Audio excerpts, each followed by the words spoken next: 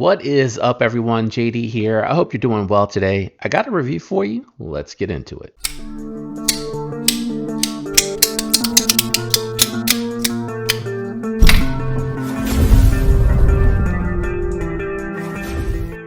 All right, guys, we are checking out the CJRB AES. This is a budget-friendly version and a Mallory designed knife.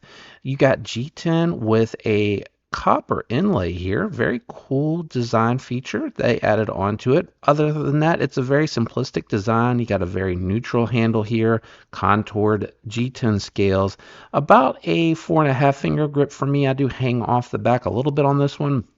It is more bug out sized, and you got a very, typical or general drop point shape on here. It's going to be a very good EDC all around blade shape for all of your cutting tasks. It is their spray form metal RPM 9, which I really do like. I have found that it performs very, very well. Very competitive edge retention against 14C and Nitro V, 14C 28N and Nitro V.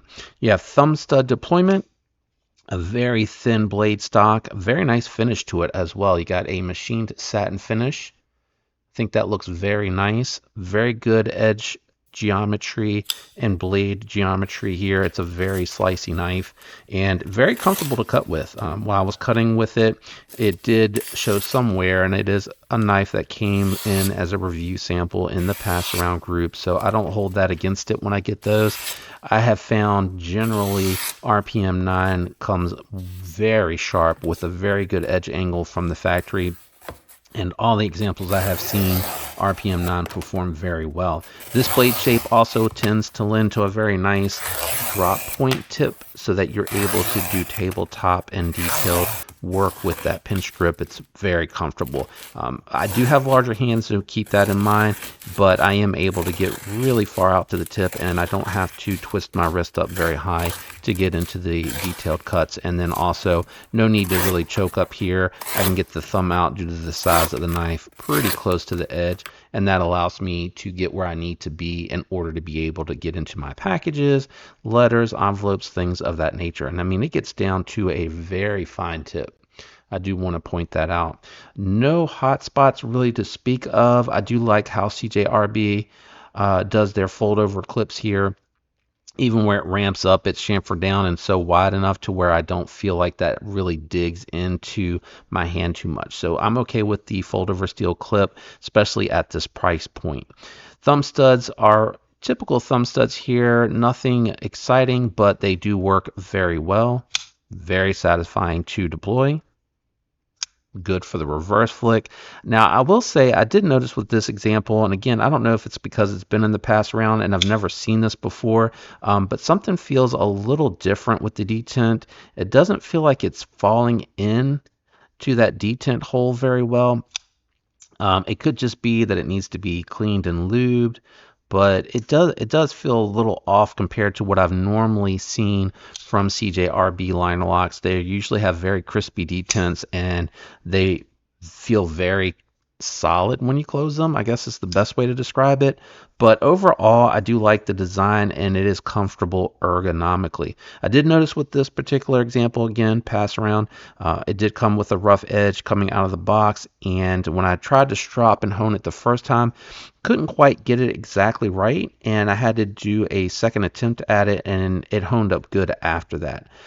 Big complaint here is going to be I'm continuing to see lock bar access being a bit of an issue here with CJRB liner locks. Their frame locks seem to be fine whenever I check those, and I guess that technically, well, no, there's some CJRB frame locks, right? Feel like that's right, but I can't think of anything off the top of my head. Was the Revel Artisan or CJRB? I think the Revel was Artisan. So maybe Artisan is the frame lock, but their liner locks are very, very tight. And with the Nova, I was able to kind of use the thumbnail to get in there, and the blade didn't really drop onto the thumbnail, but the edge of the blade has been dropping on this one, as you can see there, kind of getting into the thumb a little bit more than I wanted to. And because I'm having to use the thumbnail to kind of dig in there, I'm trying to pull out really quickly, and sometimes I miss the ramp, or sometimes the edge of the blade actually lands on the skin of the thumb. Just trying to slide it over with the thumb itself, it's very tight and it almost pinches a little bit. I can't really get a good slide over because they milled and chamfered here. I think honestly, getting rid of the milling or the chamfering, sorry, getting rid of the chamfering here and just having it be a little bit more blocky might actually work a little bit better as far as the access for it. But as it sits right now, very uncomfortable to disengage that. It's a very tight lock bar access. Other than that, you got a reversible fold over clip, which I do appreciate. You have a lanyard barrel back here that you can run your lanyard through if you're into those, and it is running on ceramic bearings. I believe CJRB, I believe they use stamped, but it's a little dark in here right now, so I'm having a hard time seeing that. Nope, they are caged. They are caged plastic bearings with ceramic balls in them, which I am perfectly okay with. No issues with that whatsoever. Let's go ahead and jump into some size comparisons. All right, so first up, we got the Manix 2 lightweight on the table, more full size. You can see that the AES is smaller knife overall, very comparable to the Para 3 lightweight, especially. Okay, and here we have a couple of budget offerings. We got the mini grouper on the bottom and we got the X1 at the top, and you can see this actually kind of falls in between the two. So more small medium than it is just a medium. I constitute the mini grouper as kind of like that medium EDC because I hang off the back a little bit still, but I can get a full grip.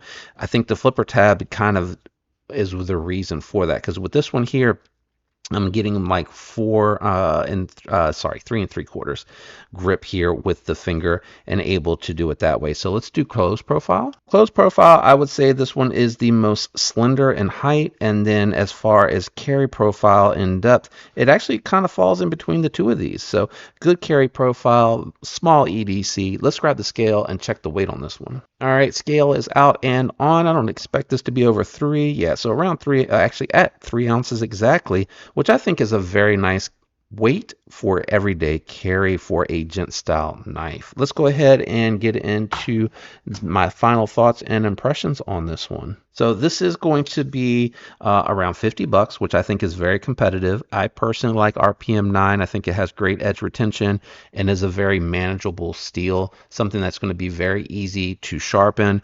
This one has a decent sharpening choil.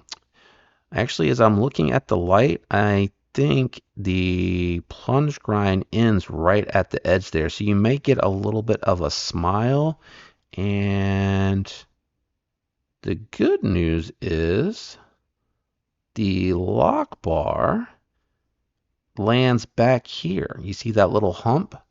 So you would be able to extend that sharpening choil very easily. You could just take it and round it out and bring it out to about there, or you could do like a Chris Reeve and just do a straight in to that plunge grind and take off that tip, and you would get some sharpening life out of that.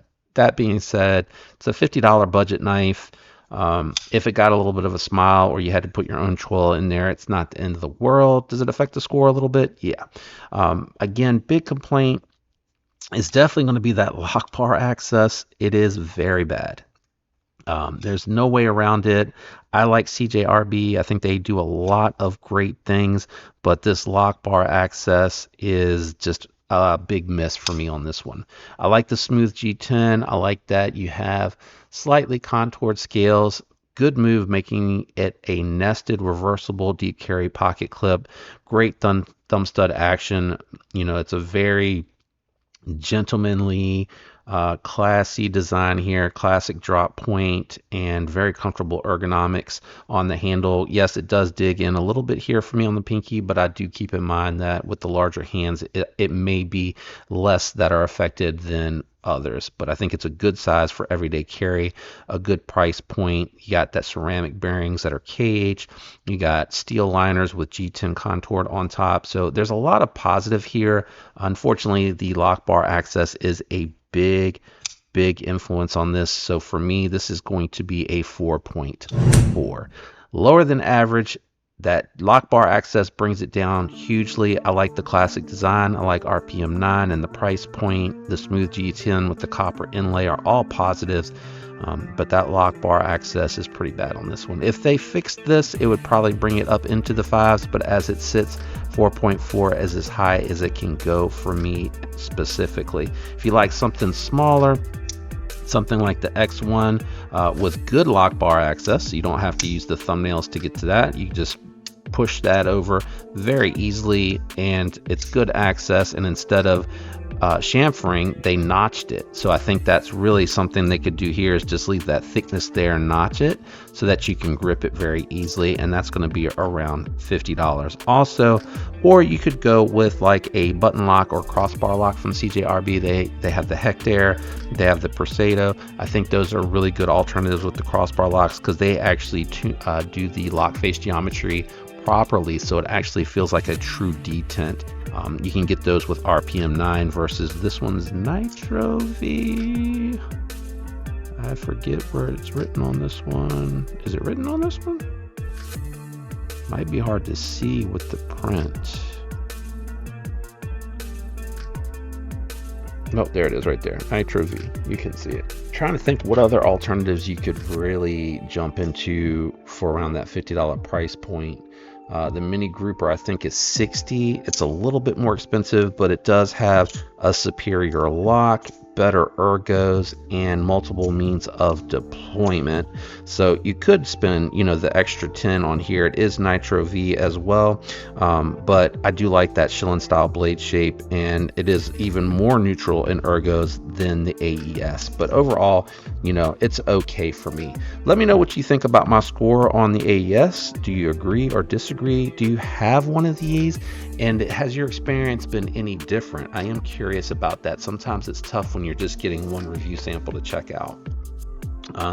If you enjoyed the content, do me a favor on the way out and hit that like button if you wouldn't mind. And if you are enjoying the content overall, consider subscribing. I'd love to have you follow along. Special thanks to those channel members out there. I appreciate you guys. I love you all. I hope you have a fantastic week, and I'll catch you on the next one. Peace.